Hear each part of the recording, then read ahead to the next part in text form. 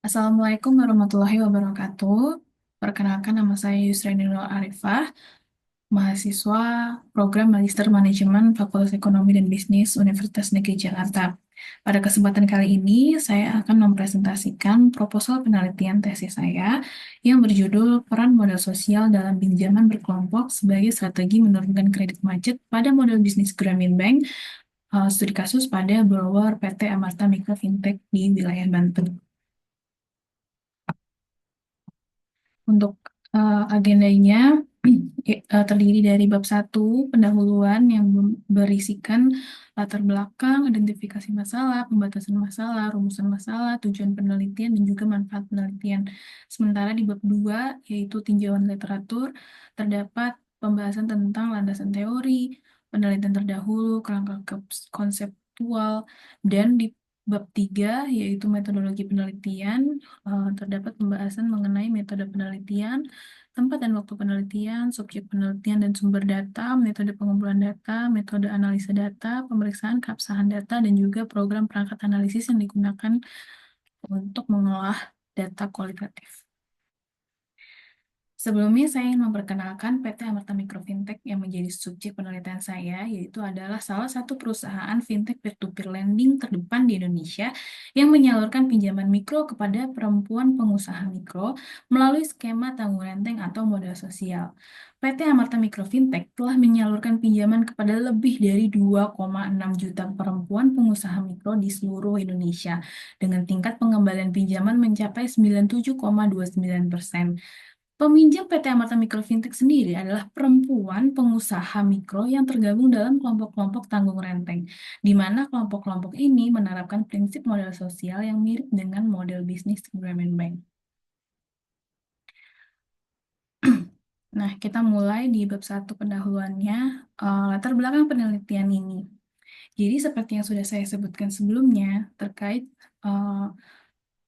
model bisnis yang diadopsi oleh PT Amarta Mikro Fintech, di mana Grameen Bank itu menggunakan model bisnis yang berbasis modal sosial, di mana para pengusaha mikro tergabung dalam kelompok-kelompok yang saling menjamin pinjaman mereka.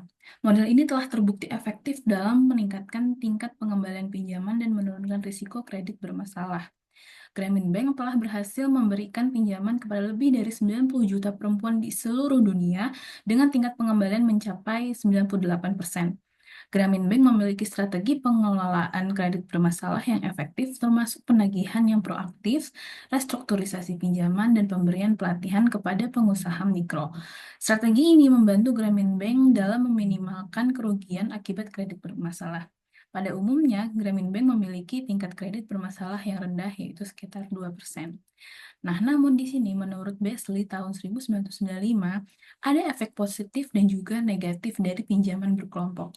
Efek positifnya yaitu bahwa anggota kelompok yang sukses mungkin memiliki keinginan untuk membantu membayarkan pinjaman anggota kelompok yang usahanya sedang menurun sehingga dananya tidak mencukupi untuk membayar kewajibannya, sehingga anggota tersebut terbantu dan akan mengganti di kemudian hari, dan hal ini berlaku bagi seluruh anggota satu sama lain, di mana ketika siapapun mendapatkan masalah, termasuk dirinya sendiri, itu akan dibantu dan karena mereka saling membantu gitu. Jadi ingin membantu karena ingin suatu saat akan dibantu juga, seperti itu.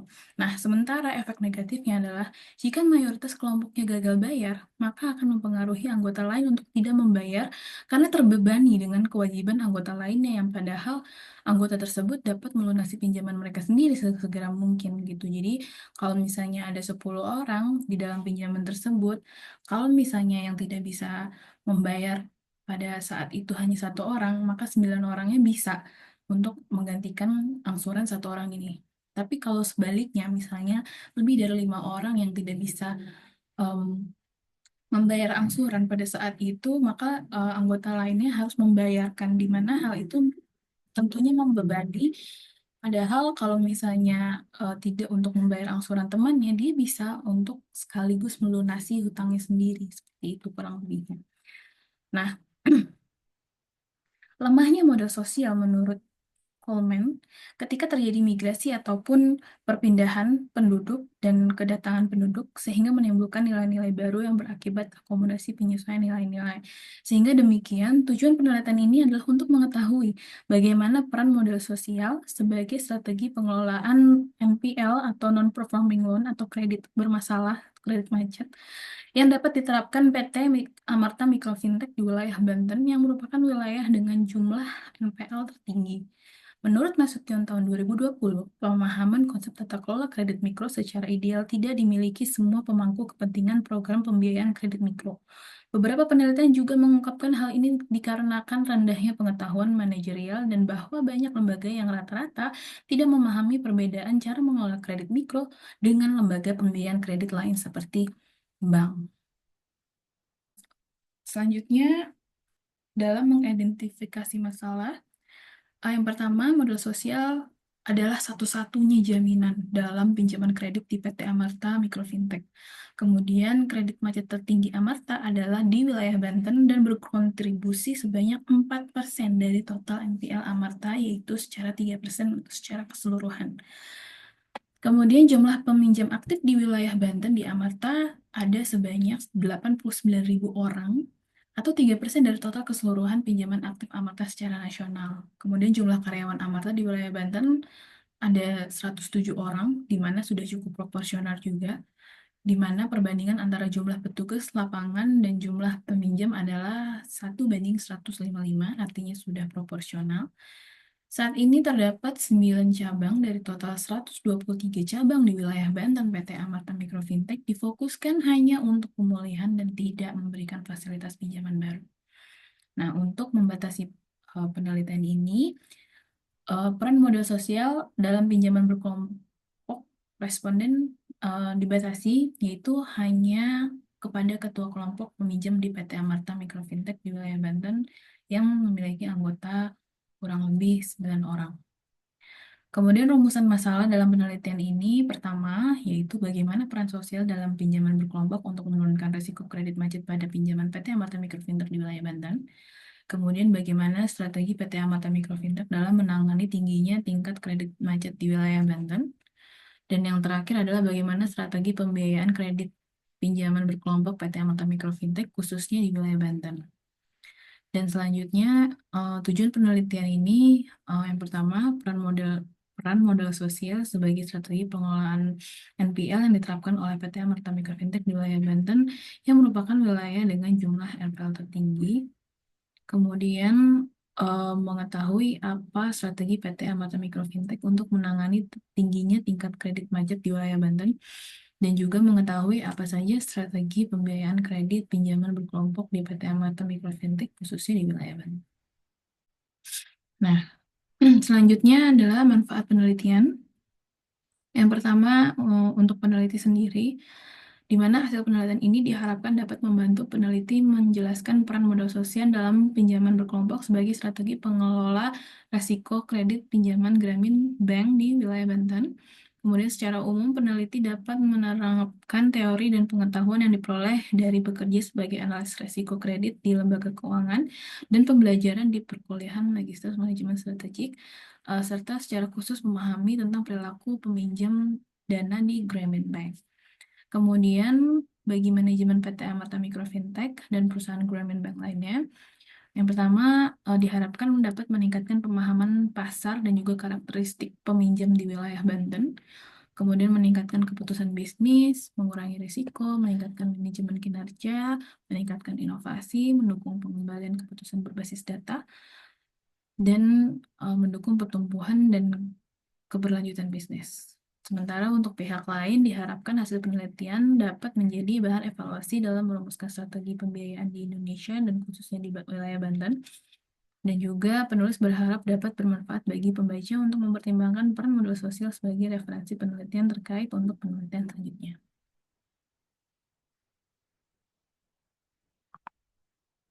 Kita masuk ke bab 2, yaitu tinjauan literatur, di mana penelitian ini menggunakan Graham teori, yaitu Grameen Bank, yang diperkenalkan oleh Muhammad Yunus dari Bangladesh pada tahun 1970. yang dikembangkan dengan tujuan mulia ya, dan telah memberikan dampak besar pada proyek pengentasan kemiskinan. Grameen Bank secara tidak langsung telah menjadi program pemberdayaan perempuan, dan hasilnya perempuan miskin dilatih dan diorganisasi untuk mencari nafkah bagi diri mereka sendiri. Ada tiga faktor yang melatar belakangi lahirnya konsep Grameen Bank. Pertama, karena adanya pengecualian masyarakat miskin dari layanan keuangan. Kemudian adanya pembatasan produktivitas bagi perempuan. Dan yang ketiga, adanya sistem kapitalisme yang tidak manusiawi. Oke. Kemudian dari tadi kita menyinggung tentang modal sosial ya, atau tanggung renteng, dan ini hanya berlaku di pinjaman berkelompok gitu. Menurut Nasution, tahun 2020, sumber daya yang tersedia di masyarakat secara teori adalah pentingnya modal sosial, terutama terkait jaringan, timbal balik, dan kepercayaan yang menjadi karakteristik program pinjaman berkelompok, terutama modal sosial yang merupakan letak kekuatan lembaga keuangan mikro. Modal sosial adalah serangkaian proses koordinasi dan kerjasama antar manusia yang saling menguntungkan secara efisien dan efektif. Keunggulan modal sosial sangatlah penting, yaitu sebagai pengganti agunan aset dalam menjamin tingkat pembayaran pinjaman. Pentingnya modal sosial sering dijadikan praktik pengelolaan kredit mikro, di mana modal sosial adalah aset berharga untuk menjamin kualitas pinjaman debitur, atau di sini adalah masyarakat miskin. Sehingga menguatkan modal sosial dalam penyaluran kredit mikro sangat dibutuhkan karena debitur merupakan masyarakat miskin yang tidak memiliki modal atau jaminan selain modal sosial, apalagi yang berupa aset. Menurut Regina et al., tahun 2021, tanggung renteng berasal dari kata tanggung, berarti memikul, menjamin, menyatakan kesediaan untuk membayar utang orang lain bila orang tersebut tidak menepati janjinya, sedangkan kata renteng berarti rangkaian atau untaian. Dalam dunia perkreditan, tanggung renteng dapat diartikan sebagai tanggung jawab bersama antara peminjam dan penjaminnya atas hutang yang dibuatnya. Tanggung renteng adalah tanggung-menanggung di antara anggota dalam satu kelompok atas segala kewajiban terhadap lembaga keuangan dengan keterbukaan dan saling mempercayai. Selanjutnya adalah pembahasan tentang strategi pemberian kredit mikro, di mana menurut Albanin tahun 2014, strategi program kredit mikro menjadi salah satu fungsi strategis bank yang sering menjadi penyebab turunnya keuntungan bank. Dan semakin tinggi rasio kredit bermasalah bank, maka semakin rendah pula keuntungan bank tersebut, sehingga membenarkan bahwa pemberian pinjaman adalah kegiatan yang berisiko. Oleh karena itu, strategi pembiayaan harus menganalisis mitigasi kredit macet dan mencegah kredit macet pada tahap awal untuk menghindari kerugian. Efektivitas suatu strategi kredit sangat berkaitan dengan tujuan kredit, yaitu profitabilitas, yaitu keuntungan dari bunga pinjaman, dan keamanan. Lebih jauh lagi, ketika kita melihat faktor-faktor yang menyebabkan gagal bayar pinjaman, kita menemukan bahwa kegagalan yang dialami akan lebih besar daripada strategi yang dilakukan perusahaan. Kegagalan kredit juga berupa ketidakmampuan menerapkan strategi yang efektif dan efisien. Selanjutnya terkait resiko NPL atau non-performing loan, menurut Hareva et al., tahun 2022, kredit bermasalah atau NPL adalah suatu permasalahan yang disebabkan oleh dua faktor, yaitu ketika jasa keuangan keliru atau gagal menganalisis kesanggupan peminjam dalam melakukan pembayaran atau kewajiban pinjamannya, dan juga ketika pinjaman yang dengan sengaja tidak membayar kewajibannya sehingga terjadi kegagalan pembayaran. Nah, ketika kredit bermasalah atau NPL meningkat, maka jumlah pendapatan atau laba bank menurun, dan jumlah pembagian keuntungan juga menurun. Standar kredit bermasalah NPL ya sesuai menurut Bank Indonesia, yaitu kurang dari 5%. Oke. Selanjutnya, terkait penelitian terdahulu, di mana penelitian ini mengadopsi penelitian sebelumnya, yaitu penelitian oleh Ashka Banguning tahun 2017 yang berjudul Peran Modal Sosial dalam Kinerja Lembaga Keuangan Mikro, Studi Kasus di Koperasi Maju Jakarta, di mana modal sosial didefinisikan sebagai hubungan atau asosiasi yang tercipta antara manusia yang berupa rasa saling percaya, pengertian, kesamaan, nilai, dan perilaku yang menimbulkan kekuatan. Bukan hanya aspek ekonomi, tetapi juga aspek eksistensi sosial yang lain. Modal sosial yang terbentuk dalam suatu organisasi meliputi pertama hubungan sosial yang dapat berupa bonding atau ikatan dalam grup sosial, bridging atau penjembatan antara grup sosial, norma, dan kepercayaan. Kemudian yang kedua ada sumber daya yang tertanam dalam jaringan sosial, yaitu berupa akses terhadap kompetensi, akses terhadap pasar, dan akses terhadap keuangan. Dan yang ketiga adalah aksi kolektif, yaitu kombinasi antara sumber daya dan usaha untuk mencapai tujuan bersama. Dalam penelitian ini, saya menjabarkan ada 25 penelitian terdahulu, di mana 13 penelitian merupakan penelitian yang dilakukan di Indonesia pada berbagai lokasi yang berbeda, sementara sisanya adalah penelitian yang dilakukan oleh peneliti dari mancanegara. Nah, berikut saya tunjukkan beberapa, dan saya sudah rangkum juga. Mungkin tidak akan saya jelaskan satu persatu untuk menghemat waktu. Kita masuk ke bahasan selanjutnya, yaitu kerangka konseptual, di mana didasari dari beberapa peneliti menyatakan bahwa terdapat hubungan yang kuat antara modal sosial sebagai pengganti agunan untuk meminimalkan risiko kredit pada segmen mikro dan modal sosial di kalangan calon debitur adalah keunggulan dari lembaga keuangan mikro yang ideal untuk membangun program pinjaman berkelompok. Dan juga berbagai penelitian menunjukkan bahwa pinjaman kelompok dapat mengatasi risiko kredit sekaligus memutus monopoli ekonomi masyarakat miskin. Oleh karena itu, dari sini muncullah 3 pertanyaan penelitian. Bagaimana peran modal sosial dalam pinjaman berkelompok mampu menurunkan risiko kredit macet pada peminjam PT Amarta Mikro Fintech di wilayah Banten? Kemudian bagaimana strategi PT Amarta Mikro Fintech dalam menangani tingginya tingkat kredit macet di wilayah Banten? Dan bagaimana strategi pembiayaan kredit pinjaman berkelompok PT Amarta Mikro Fintech khususnya di wilayah Banten? Kita masuk ke bab 3, yaitu metodologi penelitian, di mana metode penelitian kali ini menggunakan metode penelitian kualitatif yang dipilih karena responden penelitian ini adalah masyarakat pedesaan yang tidak memiliki kemampuan calistung atau baca tulis dan berhitung, tidak familiar dengan teknologi, dan membutuhkan pendekatan khusus yang mengedepankan kedekatan dan kepercayaan secara personal. Menurut Feigenberg tahun 2010, ciri khas masyarakat pedesaan kental dengan budaya yang mempertegas bahwa keberadaan modal sosial yang berupa kepercayaan, jaringan, dan norma. Kemudian, metode kualitatif memungkinkan peneliti untuk membangun hubungan yang mendalam dengan responden sehingga mereka bersedia memberikan informasi secara jujur dan akurat. Selain itu, penelitian kualitatif juga memungkinkan peneliti untuk berada secara intensif dan jangka panjang dalam setting lapangan, mengamati dan memahami konteks sosial yang mempengaruhi kehidupan responden. Dengan demikian, peneliti dapat memperoleh data yang jujur, akurat, dan mendalam mengenai fenomena yang diteliti. Ya, selanjutnya, penelitian ini akan dilakukan pada bulan April 2025 di daerah Lebak, Pandeglang, Serang, dan juga Tangerang, Provinsi Banten.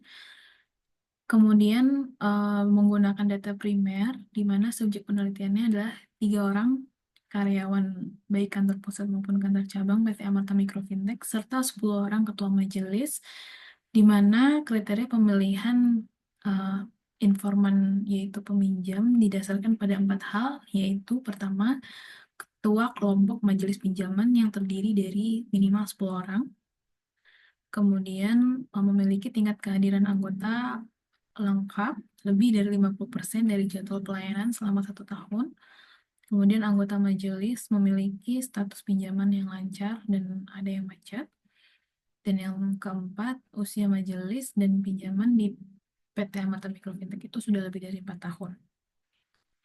Nah, cara pengumpulan datanya dengan melakukan wawancara mendalam dan juga dokumentasi, di mana wawancaranya itu ada informasi tentang rincian demografis yang meliputi usia, jenis kelamin, status perkawinan, status pendidikan, jenis usaha, siklus pinjaman, dan status keanggotaan. Kemudian ada rincian pertanyaan utama dan juga ada pertanyaan penelitian. Kemudian untuk metode analisa datanya itu menggunakan analisis deskriptif dan metode komparatif konstan, yaitu pertama ada reduksi data, kategorisasi, dan juga sintesis. Berikut adalah rincian pertanyaan dalam wawancara yang akan dilakukan pada saat penelitian. Yang pertama ada terkait hubungan sosial antar anggota. Pertanyaannya adalah bagaimana interaksi antar anggota di kelompok pinjaman, bagaimana anggota saling mengenal pada awalnya, berapa lama mengenal satu sama lain, seperti apa kepercayaan antar anggota, dan apa saja aktivitas para anggota di jam pelayanan atau penagihan majelis PT Amarta Mikro Fintech. Kemudian yang kedua ada embedded resources atau sumber daya dalam jaringan sosial. Pertanyaannya seperti apa pengalaman peminjam dengan PT Amarta Mikro Fintech dan mungkin kalau ada bank Brahmin lainnya. Kemudian bagaimana interaksi peminjam dengan petugas PT Amarta Mikro Fintech. Kemudian program pengembangan sosial yang pernah diberikan oleh PT Amarta Mikro Fintech ataupun bank Brahmin lainnya. Kemudian yang ketiga adalah aksi kolektif. Pertanyaannya, berapa pinjaman yang diperoleh saat ini dari PT Amarta Mikro Fintech? Sudah berapa kali mendapat pinjaman dari PT Amarta Mikro Fintech? Seperti apa ekonomi rumah tangga peminjam? Berapa pendapatan pengeluaran dan memiliki aset atau kewajiban atau pinjaman di tempat lainnya seperti apa gitu. Dan yang terakhir, seperti apa histori pemanfaatan pinjaman, pengawasan sistem pinjaman dan strategi pembayaran pinjamannya, termasuk ketika ada anggota yang nggak bisa membayar gitu. Di sistem yang ada di masing-masing kelompok itu seperti apa. Dan dari pertanyaan ini tentunya nanti akan mengalir pertanyaan-pertanyaan lanjutan yang tidak ada di skrip dan akan em, mengalir gitu ya secara mendalam, akan ditanyakan kepada subjek penelitian. Gitu. Nah, kemudian di sini eh, yang keempat adalah pertanyaan khusus untuk karyawan PT Amarta Mikro Fintech, yaitu pertanyaan terkait bagaimana strategi PT Amarta Mikro Fintech dalam menangani tingginya tingkat kredit macet di wilayah Banten, dan juga bagaimana strategi pembiayaan kredit pinjaman berkelompok PT Amarta Mikro Fintech khususnya di wilayah Banten. Kemudian dalam melakukan pemeriksaan keabsahan data, Em, ada tiga metode, yaitu triangulasi, kemudian menggunakan bahan referensi, dan juga menggunakan program perangkat analisis data kualitatif NVivo. Triangulasi sendiri adalah suatu metode pemeriksaan keabsahan data dengan menggunakan cara lain. Jika tidak, data tersebut akan digunakan untuk mengonfirmasi atau membandingkan data ini.